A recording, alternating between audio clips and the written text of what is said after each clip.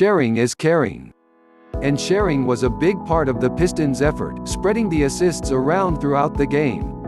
The Pistons finished with a season-high 37 assists, on 44 field goals, and played one of their best wire-to-wire games of the season, dispatching the New York Knicks, 122-102, on Wednesday night at Little Caesars Arena. It was their third straight home win, after dropping the first two of the season. The Pistons, 4-5, will look to get their first win streak of the season. They'll have a chance Friday against the Indiana Pacers, whom they've beaten twice already in the first 3 weeks. Andre Drummond flirted with a triple-double, with 27 points, 12 rebounds and 7 assists, as did Luke Kennard, 12 points, 9 rebounds and 7 assists.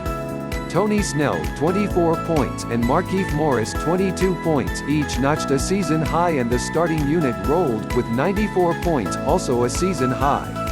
The Knicks, 1-7, tied it at 59 late in the second quarter on a drive by Julius Randle, 20 points, but the Pistons finished the half with 2 drives by Drummond and a free throw by Kennard, for a 64-59 lead at halftime.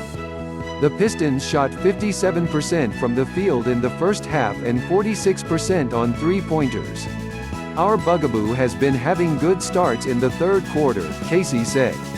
The third quarter is where we let down a little bit, and that's where we have to buckle down and show what we have.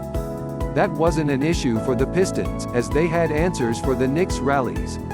The Knicks stayed close early in the third quarter, but a decisive 20-6 run during the middle 6 minutes helped put the game away.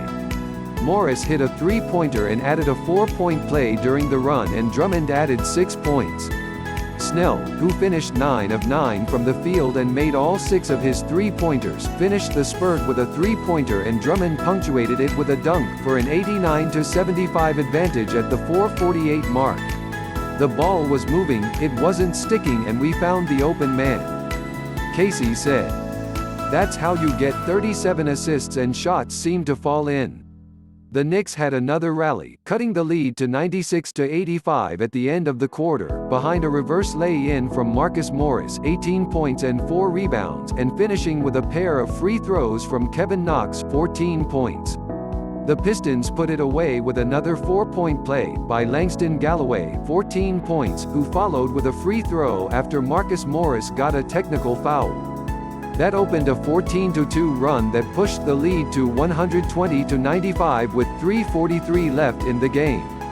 The only remaining question was whether Drummond or Kennard could get to a triple-double, but the assists proved elusive and the reserves entered for a final couple of minutes. The Pistons' sharing of the ball was evident early on and just continued throughout the game. Unlike much of the early season, the passing was crisp and there were plenty of good looks to be had before they ultimately chose a shot they liked. 5 players had at least 5 assists, including 4 of the starters. Only Kyrie Thomas and Jordan Bone, who played in the last 4 minutes, didn't register an assist. Snell was hot early and just kept making shots. While the Pistons had struggled with three-point shooting in most of their losses, they hit 50%, 15 of 30, on Wednesday, and because of the good passing, had their choice of shots. 6 players hit at least one three-pointer and 3 had multiple makes. When Snell can hit at that clip, he changes the dynamic of the starting group.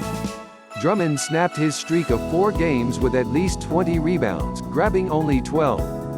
His passing ability was on display, and at the point of the offense, he's showing that he can handle the extra touches and be an effective facilitator. He had 4 turnovers, which continues to be a concern, but coach Dwayne Casey can accept those if Drummond is engaged offensively.